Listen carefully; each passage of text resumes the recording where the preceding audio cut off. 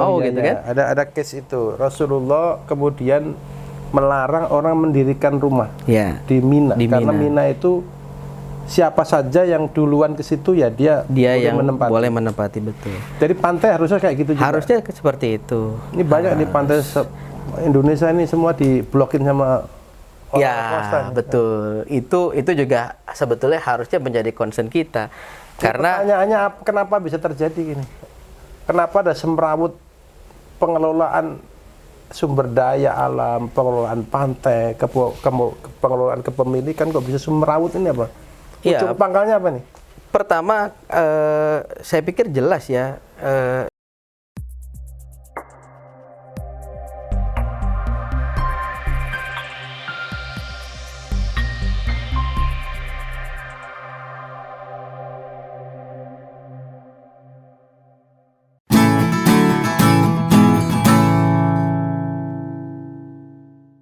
Assalamualaikum warahmatullahi wabarakatuh.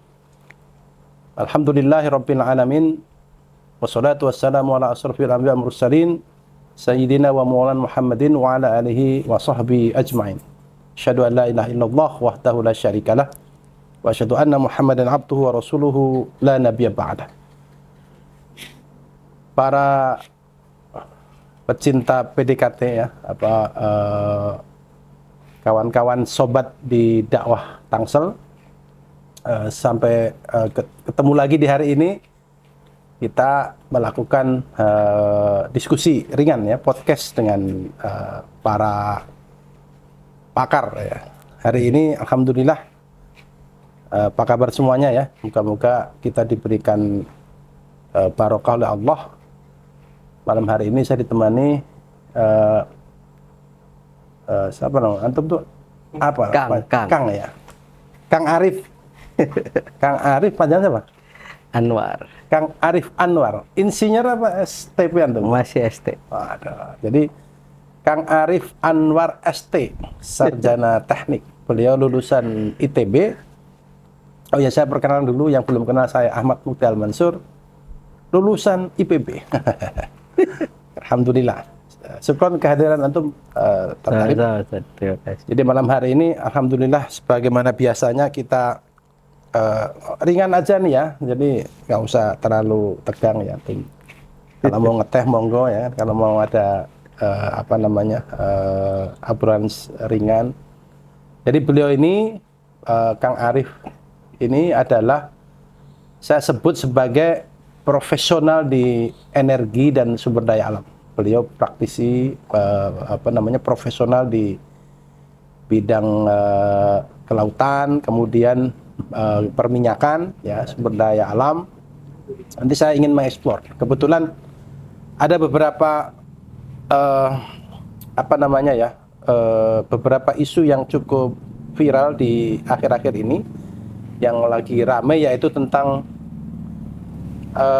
yang disebut politik cawe-cawe ya. Ini rame nih. Satu, ini ada, kalau nggak salah ada 5 nih yang kita sortir mana yang kira-kira mau ambil sebagai bahan diskusi. Yang kedua tentang Pak Denny Indrayana yang kemarin cukup viral. Beliau menulis surat terbuka, kemudian menyoroti masalah MK segala macam. Yang ketiga terkait utang luar negeri, ya kan, yang luar biasa banyaknya. Kalau nggak salah sampai 20.000 triliun. Tapi malam ini saya nggak mau bahas itu. Malam ini saya khusus membahas tentang isu yang cukup rame di di profesional, baik di lingkungan maupun juga di ekonomi ya, termasuk juga para pakar itu rame.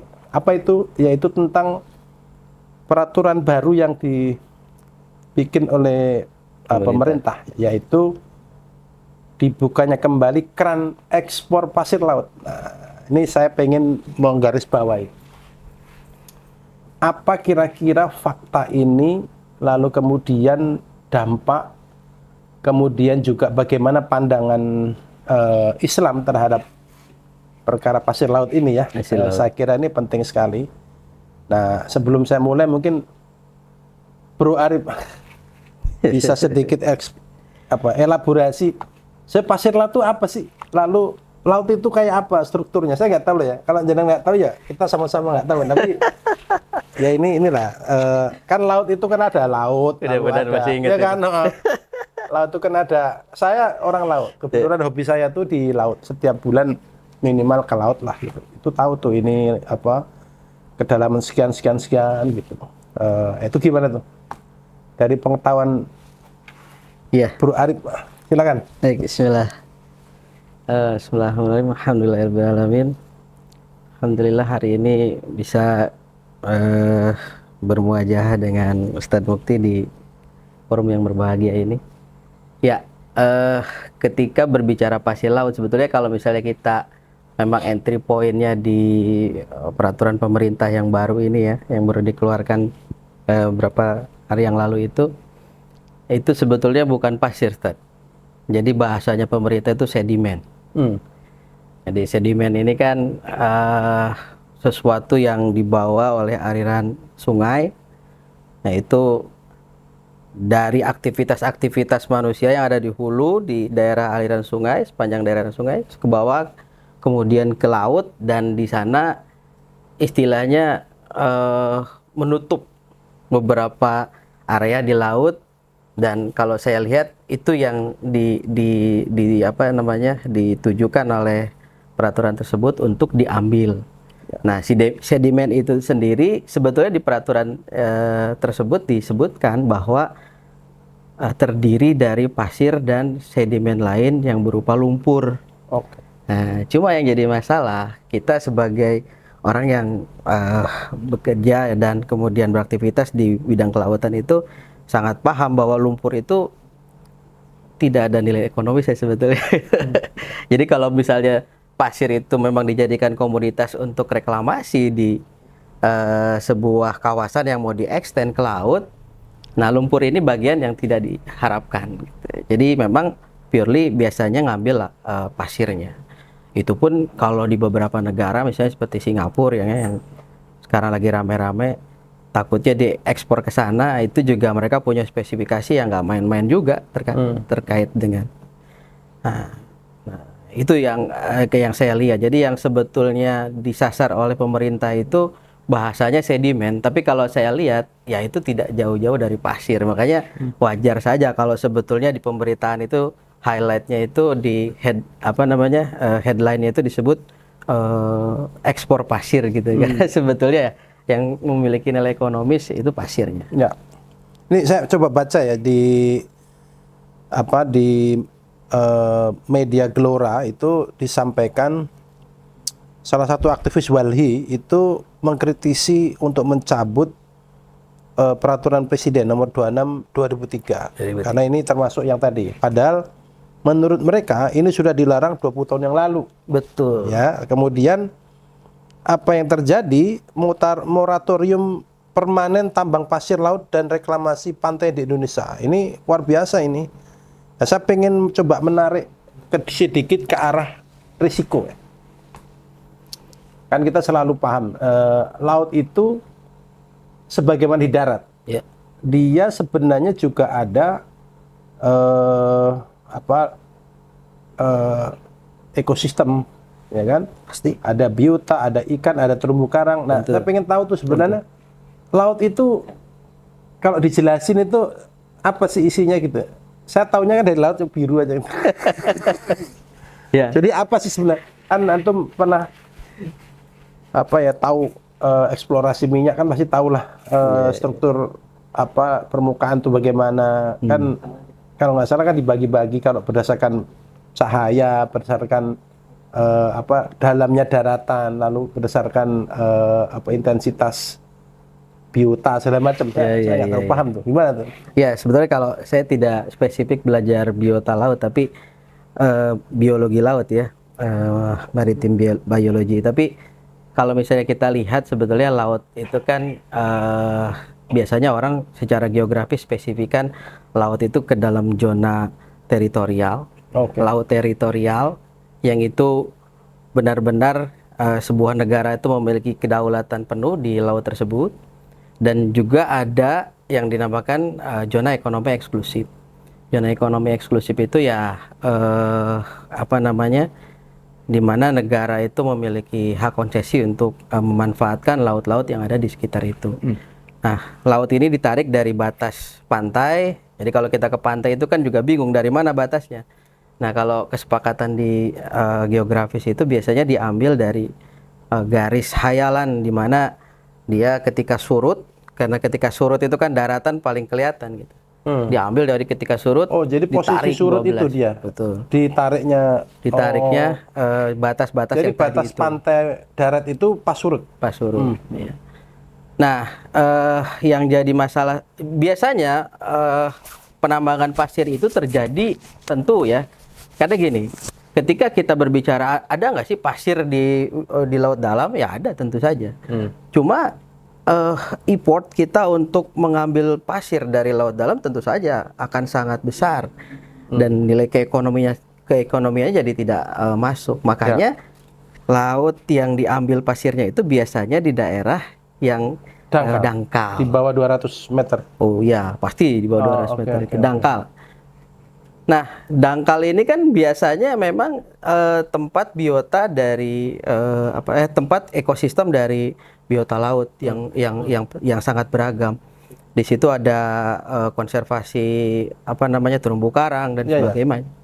Nah, tadi dalam konsepnya itu kan sedimen sebetulnya baik kan. Jadi kalau misalnya kita bicara itu sedimen itu kan sebenarnya material bawaan dari dari sungai atau dari arus laut dari daerah lain yang kemudian menimbun di satu daerah dan kemudian membentuk pendangkalan di laut. Jadi kalau itu terjadi misalnya di area pelayaran itu tetap harus dikeruk secara berkala. Nah, yang disasar itu. Harusnya ya. Harusnya. Jadi dalam batas itu saya pikir itu tidak ada masalah dan itu mungkin baik. Jadi, saya potong dikit. Jadi terjadinya sedimen itu natural. By nature. Jadi karena arus di laut ya. Di laut. Tapi ya, kayak angin lah ya. Kalau saya tahu itu di Sahara ya, di gurun pasir itu angin itu membawa gundukan pasir gitu. Jadi mirip kayak gitu kali ya. Cuma kalau di laut yang membawa adalah arus laut. Nah, berarti Indonesia ini termasuk dapat berkah dong ya. Dari? Ya naturalnya kok muncul sedimen-sedimen banyak itu tadi. Bisa jadi berkah, tapi itu juga kan usaha untuk menghilangkan sedimen dari misalnya alur pelayaran itu kan berat. Oh, jadi itu sebenarnya juga nggak bagus ya? Nggak bagus juga. Kalau untuk kelancaran pendangkalan laut. Betul. Dan di beberapa daerah di mana terumbu karang itu dilestarikan, itu kan jadi menutup juga. Oke. Nah, sebetulnya yang disasar oleh PP 26 tadi itu adalah sedimen-sedimen yang seperti itu. Nah, saya setuju itu. Sekarang kemudian kenapa kok banyak teriak orang-orang itu? Iya kan? Gini cerita. Aktivis lingkungan, wali, mantan menteri, banyak tuh. Ya. Ini merusak ekosistem segala macam. Saya sangat paham ya mindset dari teman-teman aktivis lingkungan. Kalau saya sebagai engineer, mindset kita itu kalau kita mau merubah sesuatu, lakukan secara aman dan pastikan semua dampak itu terkendali, terkontrol dan kemudian bisa di manageable. Ya. Nah, kenapa kemudian banyak pihak yang teriak? Karena kita punya histori yang cukup yang cukup buruk lah terkait dengan penambangan pasir ini. Kenapa tahun 2003 itu di stop? Karena penambangan pasir ini jadi gini tadi. Kan yang paling enak itu pasir yang udah jadi ya. Kalau sedimen itu kan tadi seperti saya bilang, ada pasir, ada lumpur, bahkan ada Jadi istilahnya memanen pasir-pasir yang sudah. Nah, kalau ready. Pasir yang sudah ready. Kalau istilah quality itu low hanging fruit. Ah ya. Jadi benar-benar sesuatu yang udah tinggal pakai gitu. Ya, low hanging fruit itu hal-hal yang mudah saja yang diambilin. Betul. Nah, itu biasanya ada di sekitar pulau. Ada di sekitar pulau. Nah, yang dilakukan apa? Mereka kan kalau yang di daratan mungkin kita bisa pakai alat ekskavasi, tapi kalau di lautan itu biasa kita lakukan dengan suction. Oh, disedot. Jadi kapal dengan kecepatan yang rendah dia akan menyedot pasir-pasir yang ada di bawah itu. Lalu kemudian dikumpulkan di punggungnya kapal itu, nanti dibawa oleh tongkang ke ke daerah yang mau kita transport. Nah, Jadi kebanyakan semua yang ada di situ kesedot berarti. ya, termasuk kalau misalnya ada terumbu karang. Oke. Jadi mereka di situ. Tapi yang lebih parah adalah banyak pulau-pulau terluar di Indonesia. Kenapa pulau-pulau terluar yang jadi sasaran? Saya pikir ya karena pengawasannya pasti akan sangat jarang kan. Ya. Nah, itu yang kemudian disedot pasirnya dan kemudian pulaunya itu menjadi mengecil. Oke. Jadi clear ya bahwa memang ada secara natural terjadinya sedimentasi, Betul. pendangkalan laut atau pendangkalan perairan lah ya. Ya, Kalau memang perairan itu perlunya untuk apa namanya transportasi laut, berarti itu problem yang harus diselesaikan. betul. Harus dengan cara yang bahasa kerennya ma'ruf, harus Ya. yang keren gitu ya. Jadi harus di manage gimana caranya agar pelayaran juga masih bagus, biota laut juga tidak rusak. Ini saya mau tarik sedikit ke arah aspek resiko gitu. Nah, proses penambangan pasir laut dan dijual ini sudah lama ternyata. Kalau kita lihat di media itu sejak tahun 70-an itu sudah ada. Sejak kemudian tetangga kita yang namanya saya sebut negeri jiran gitu ya. Negeri apa namanya? Kepala singa itu. Singapura. Singapura ini ternyata dia memiliki demand terhadap reklamasi itu tinggi. Betul. Jadi kalau nggak salah dalam salah satu berita yang saya baca itu, dulu mereka sangat aktif melakukan reklamasi karena ingin memperluas wilayah ya, karena penduduknya juga tambah kan gitu, pasti butuh daratan yang lebih banyak. Betul. Dan ternyata sejak tahun 70-an tuh Singapura membeli atau menambang pasir dari Indonesia. Ya. Ada yang legal dan ada ilegal gitu.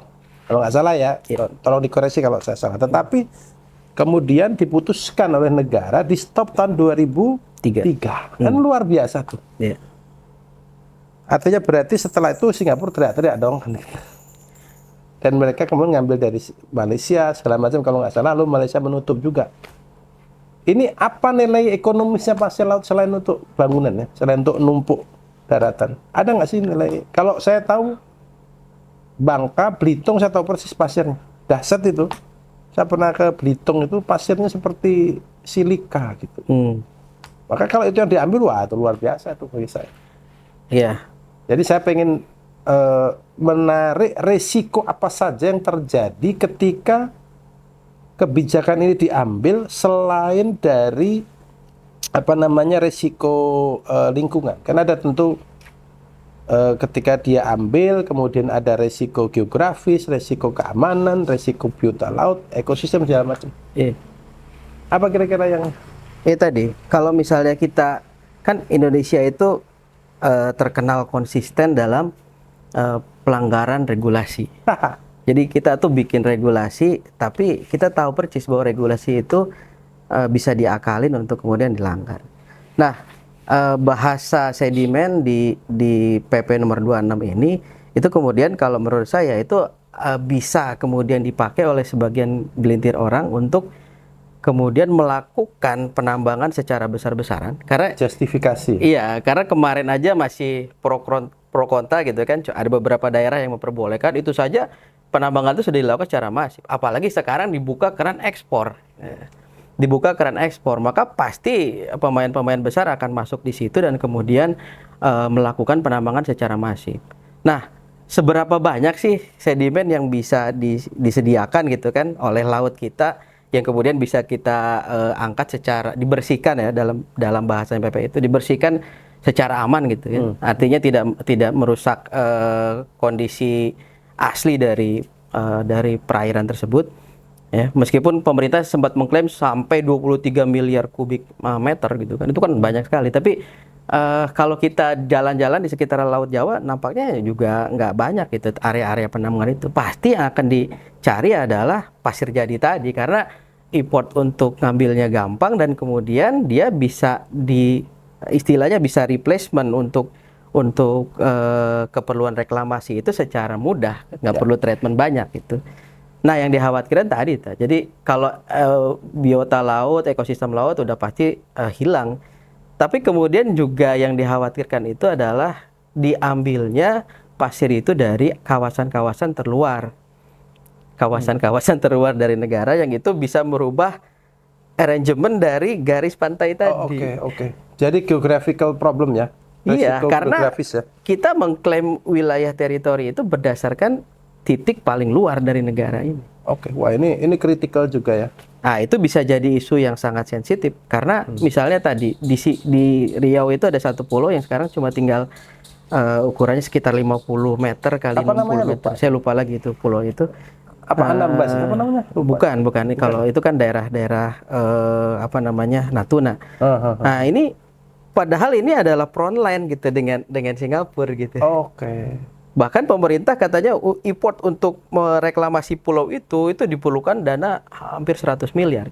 Nah, ini kan konyol gitu kan. Pemasukan negara misalnya dari penambangan pasir itu tidak seberapa, tapi kemudian konsekuensi ke depan terkait dengan wilayah teritori itu malah lebih mengerikan efeknya buat kita. Jadi sebenarnya apa di balik itu semua? Apakah ini saya dalam tanda kutip ya, saya agak-agak bicara ini apa namanya political apa namanya saya sebut disebutnya itu strategi politik. Ada nggak trade off? Nih kencang aja nih. Ada nggak trade off antara kebijakan itu dengan Singapura gitu? Saya lebih coba mensoroti. Kira-kira ada nggak sih kepentingan besarnya di balik ini semua gitu? Ya kalau nggak ada ya nggak usah diungkap. Ya, saya tidak bisa memastikan hal itu karena memang tadi seperti Ustadz bilang 2003 itu kemudian Singapura itu tidak mendapatkan lagi pasir dari Indonesia dan beberapa negara ASEAN, mereka sekarang harus impor dari tempat yang sangat jauh dan kemudian spesifikasi mereka terhadap material untuk reklamasi itu menjadi sangat stringent dan itu saya pikir agak sulit untuk disuplai dari Indonesia. Artinya perlu treatment lah kalau misalnya kita mau suplai ke Singapura. Tapi yang jelas ya memang ini ada rente lah, ada uang, ada potensi big money di situ yang mungkin bisa dimanfaatkan baik oleh negara, meskipun saya nggak tahu juga karena ini kan masuknya ke dalam pendapatan negara non pajak. Ya. Ini saya coba mengerucutkan sedikit ya biar kita memandang perkara ini dari sudut pandang Islam. Ya, gimana? Jadi sudut haknya pantai, laut, pasir laut ini sebenarnya miliki siapa? Nah itu. Sebenarnya siapa yang boleh mengelola? Siapa juga yang boleh mengeruk? Lalu kepentingannya siapa ya gitu loh? Sebetulnya saya rasa dalam hukum positif kita juga bahwa pantai itu harus bisa diakses oleh semua orang. Oke. Artinya pantai dan sepadan pantai itu harus menjadi milik umum. Oke. Nah, sedangkan wilayah penambangan itu kan paling mudah itu di pantai.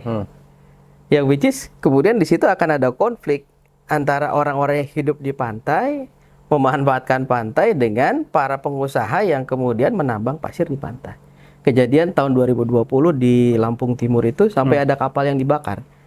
Gara-gara kemudian masyarakat tidak setuju dengan penambangan pasir di sana dan kemudian tidak ada titik temu sampai kemudian kapalnya dibakar. Oh, jadi ada swasta yang mengelola pasir, dia menutup semua akses pantai? Nggak menutup, tapi pada saat itu tidak ditutup, tapi kan ada proses pengambilan pasir itu kemudian airnya jadi buta, ya kan, ikan-ikannya jadi nggak pada datang dan segala macam. Itu masyarakat kemudian marah dan akhirnya sampai dibakar. Kan dalam Islam tentu diatur ya. Betul. Ini punya siapa yang berhak mengelola, terus ini kalau nggak salah ya ada kepemilikan yang boleh dimiliki individu, kepemilikan dimiliki oleh umum, lalu yang berhak mengelola hanya negara. Ini pasir ini kedudukannya kayak apa nih, pasir laut nih? Iya, kalau menurut saya itu pasir itu langsung maupun tidak langsung itu adalah bagian dari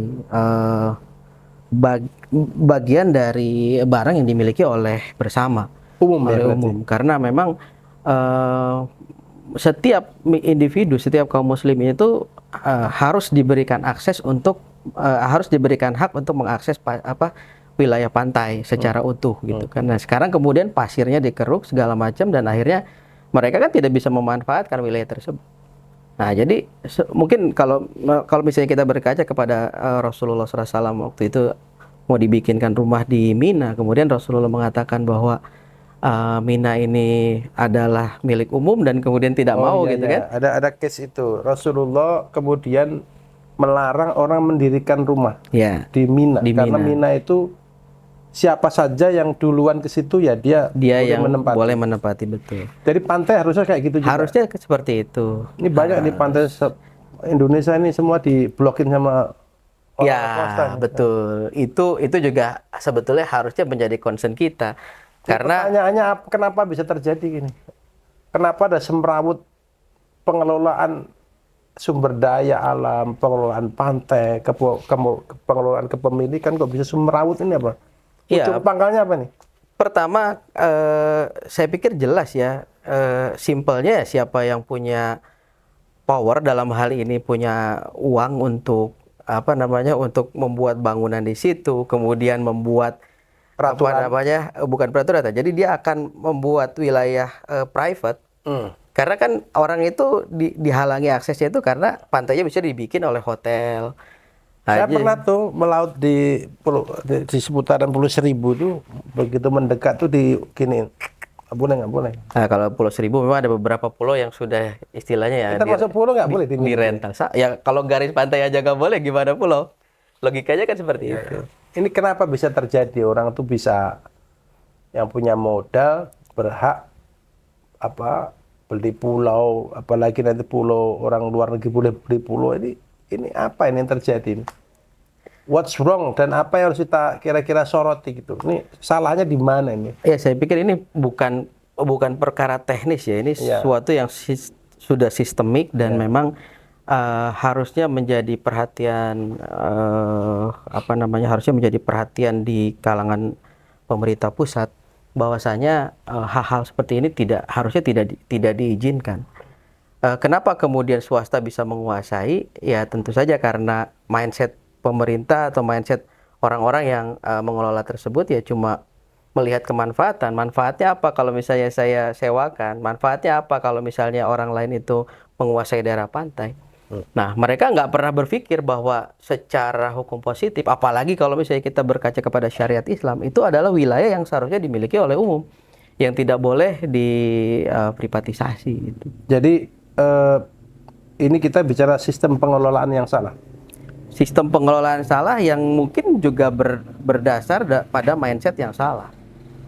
Jadi mindset bahwa kemanfaatan itu di atas segalanya itu yang menjadi tolak ukur dari pemerintahan kita dan aparat-aparatnya selama. Jadi ini perkara pasir laut ini kalau dipandang dari sudut pandang ini ya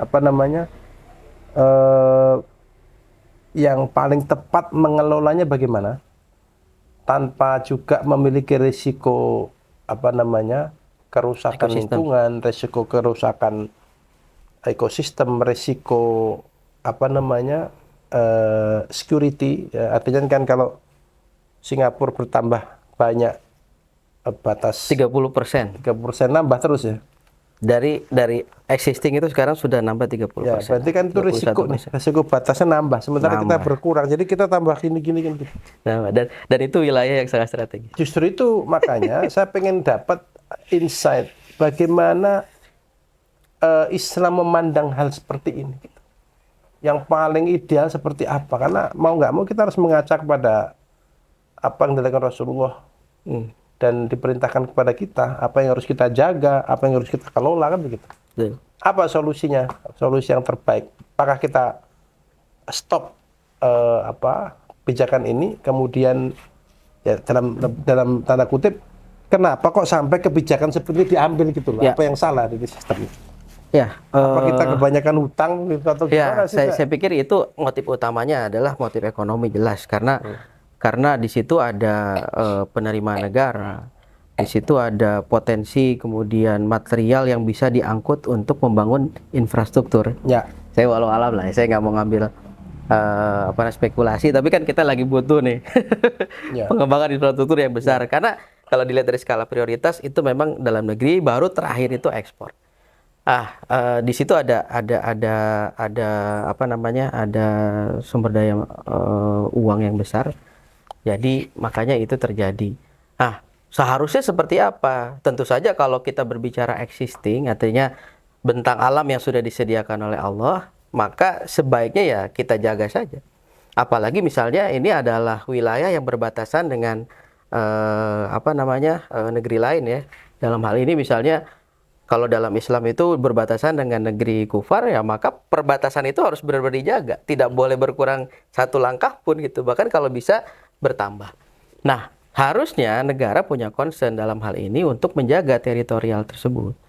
Jadi jangan karena permasalahan ekonomi yang tidak seberapa lalu kemudian menggadaikan sesuatu yang besar. Nah, tapi bagaimana kemudian ada potensi sedimen yang besar tadi yang misalnya bisa dikelola dan bisa menghasilkan uang. Dalam hal itu sebetulnya masih aman selama pertama semua yang apa-apa yang ada di dalam peraturan pemerintah tersebut dilaksanakan secara konsisten dan komitmen, sebetulnya masih aman kan. Jadi izinnya itu diberikan oleh pihak-pihak yang mempunyai mempunyai kapasitas.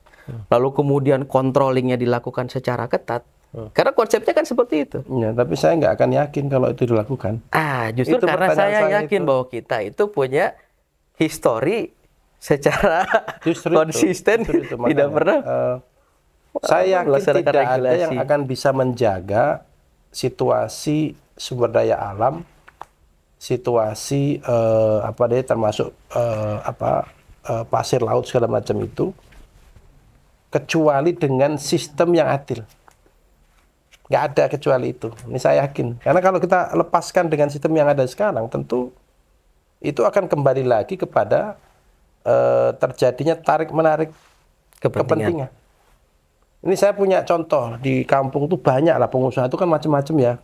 Ada pengusaha pertanian, ada pengusaha perikanan, ada food processing segala macam.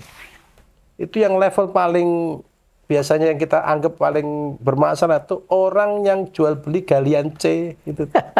Itu kayak apa aja. Saya menganggap, ini kok negara sampai urusan yang seperti itu menjadi keputusan kan. Itu sudah the low level of business gitu. Ya. Bagi saya ya. Jadi kok nggak ada gitu loh, kita bikin aja lah.